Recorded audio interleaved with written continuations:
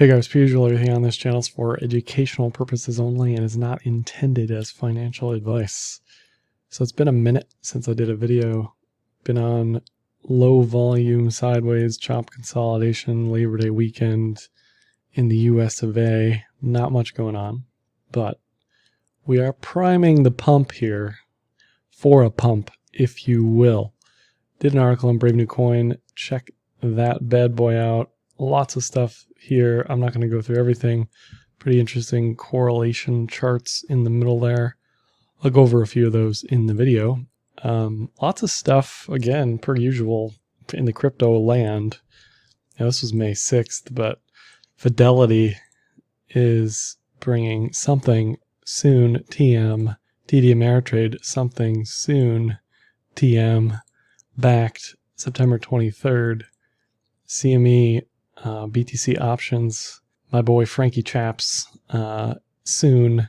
So VanEck, SolidX, trying to jump the gun with this ETF thing on this week, Thursday, tomorrow.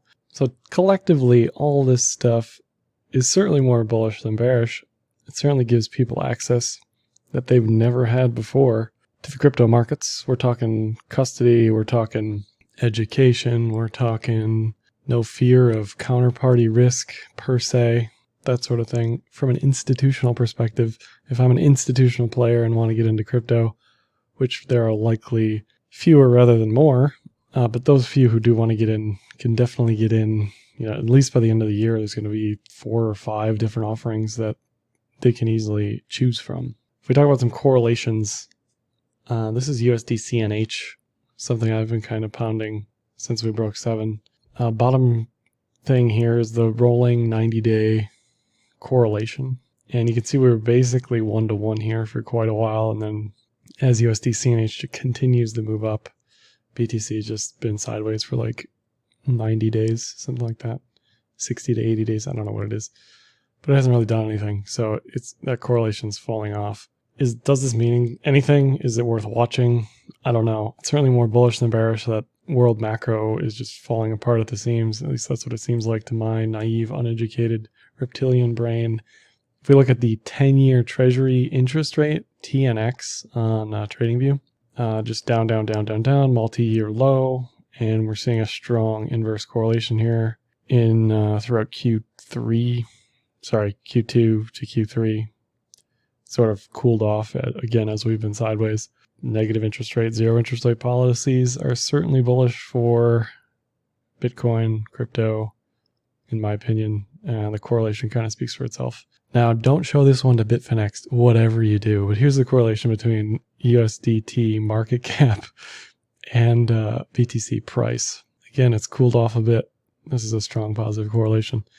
It's cooled off a bit since we've gone sideways, but so is USDT market cap. We don't have the 2017 data in here, but I bet it would be pretty interesting to see what was going on there. I don't think there's any conspiracy stuff here. It's just when big players want to get in, they use Tether. End of story. I don't think the tail's wagging the dog or whatever here. It's just that's what happens. You know, we moved up before Tether did, so whatever. But basically, the correlation, jumped strongly positive in April and sort of held. Even now, it's at 25%, whatever, positive correlation. So we'll see how this looks if we break up, which I think we will. Tether price, uninteresting. It's flat. That's what you want to see. I don't want to see anything. I don't want to see Tether at 90 cents ever again. I don't want to have to think about it. I don't want to see Tether at $1.10. I don't want to think about it. I just want it to be $1, and that's it. Obviously, if I'm an arb trader, I love the volatility in Tether. If I'm just trying to trade the market straight and narrow, I want Tether to be $1. Same thing with the premium between Coinbase and Bitfenix. I want it to be 0. It's more bullish if Coinbase is actually leading, at least anecdotally. But I don't want any weirdness. I don't want any delays and withdrawals. I don't want any banking problems. If I'm bullish, I want everything to just be normal for once. And that's sort of what we're entering here. I don't really see anything on the chart. The volatility sort of quieted down. still get spikes every now and then. Basically, when we see giant ask walls or buy walls on an exchange, you get this where there's liquidity somewhere there isn't, and price moves, and then it lags or leads, blah, blah, blah. So this isn't too crazy to me. All right, let's look at alts versus BTC. Obviously, alts just keep melting. God help you if you're if you're waiting for alt season. Since July, things have really come off the wagon, especially for the smaller caps, as BTC just goes sideways. So that's really where the alt BTC pairs are just melting all-time lows on a lot of these. Even a lot of these alt USD charts. We'll look at ETH at the end, like we usually do, but not really any hope of anything here, other than a mean reversion play versus like a bullish trend. If we look at BTC dominance, I put a pitchfork on it. I've had a rising wedge on it, and it just broke up anyway. So we can, if this is even TA-able, which it probably is, looks like we're just going to keep on keeping on here. Most of us do know that the real dominance is 100% anyway, but we're at 73. Trend-wise, it looks good for more up, right? I mean, it's like broken highs. The next highs are like 78, 80. But, this just screams that alts are dead again. You can call bottom things and start buying Zeke if you want, but certainly not for me.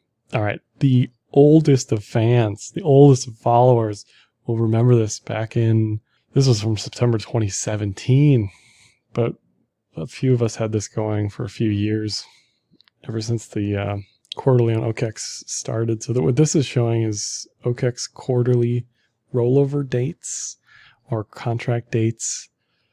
Yellow is the new contract for the next quarter, basically. And then it becomes the biweekly, weekly, yada, yada, yada. So it just sort of rolls over into itself. And the argument back then was we were alternating basically top and bottoms, kind of irrespective of, we did get a low here as well, irrespective of the chart. It was just like we went up, we went down, we went up, we went down. All the while maintaining being above the 200 daily moving average. December 2017, obviously, mega macro top as well. So this panned out. I haven't looked at this since probably December 2017. So these dates are probably off a little bit. Maybe it's the 30th, but right now I just know that the next one is the 27th.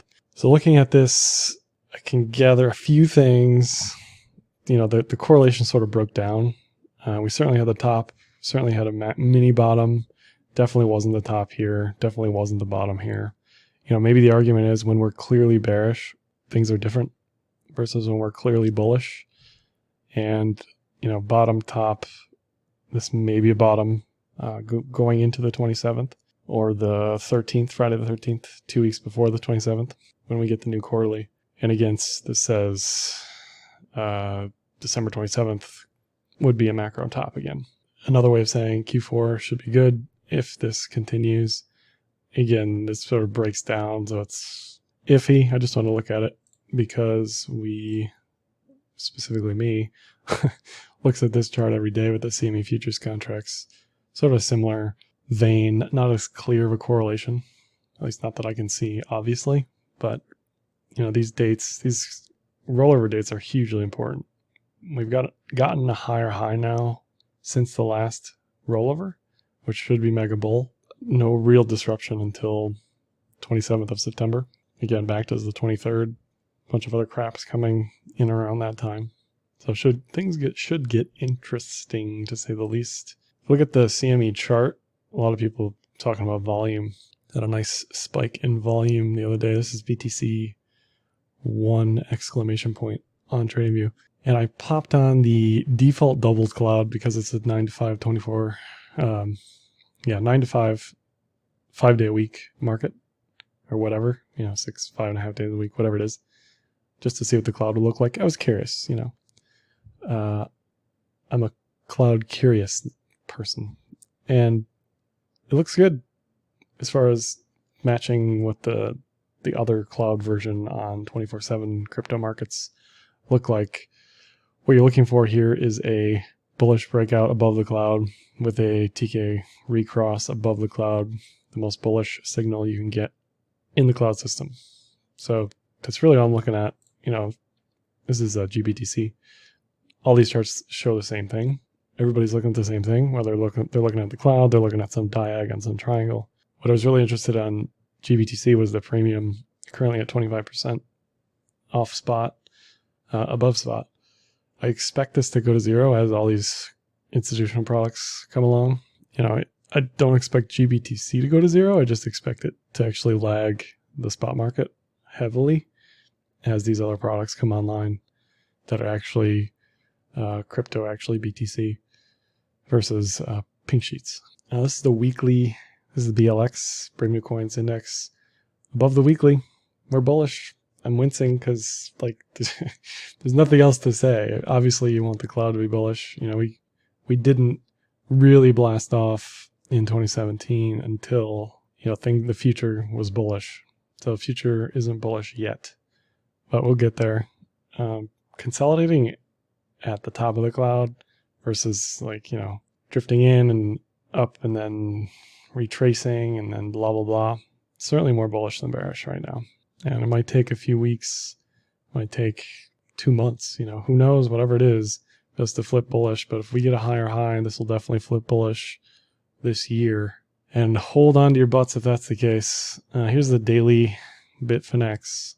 Now, like I said, everyone's sort of looking at the same thing. I think they're looking at this diag, they're looking at this triangle, they're looking at this consolidation, thinking to themselves, if we break this diag, we should be good to go. The cloud sort of confirms that again. Kumo breakout, bullish TK cross. That's what you're looking for.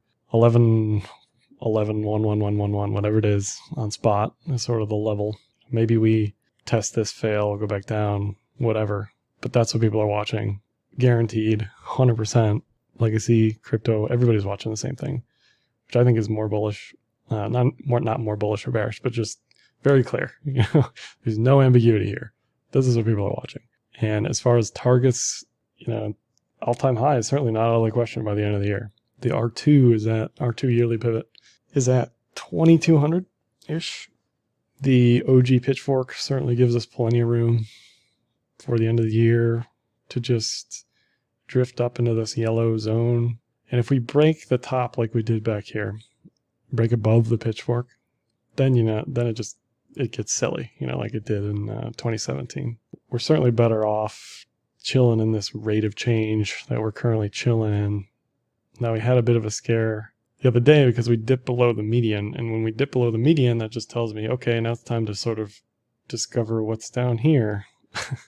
So maybe we snake in between this median line, which is fine. But, we're more bearish in the bull trend when we're below it, the median line, and we're more bullish when we're above it. 13K, another level everybody's watching. Previous highs, yearly pivot, no surprise there. But if we break out above this triangle, which I think we will, that shouldn't be an issue. We'll probably get a pit stop. We'll probably break above, drop back below, and then, do its thing. Sort of throwback style. Looking at RSI, one thing I don't like if I'm bullish is this sort of waning strength in bullish momentum. We see this on ETH too.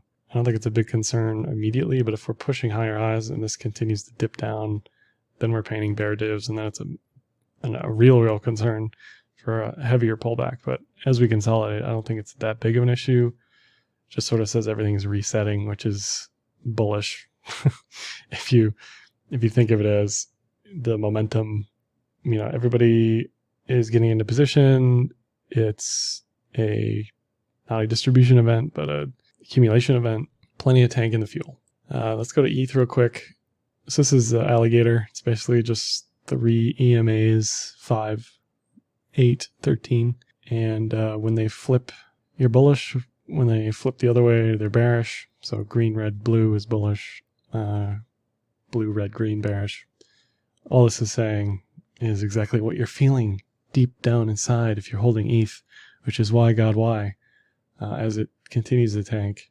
There's a bit of a falling wedge here. There's a loose bull div growing. It's kind of back to its previous breakout point, 162. The mean reversion target is key June at 242. 212 is a big level. If 162 holds and BTC moves up, I certainly expect ETH to find some pity pump in there in the tank. Something to really watch is this Tenkin. If it starts to break the Tenkin or goes flat and we get a very frank C-clamp, then you know it's time to push that button on the margins, at least for me. Again, not investment advice, but hey, that's what I'll be doing. Like this, comment, share, subscribe, hit me up on Twitter, and happy trading.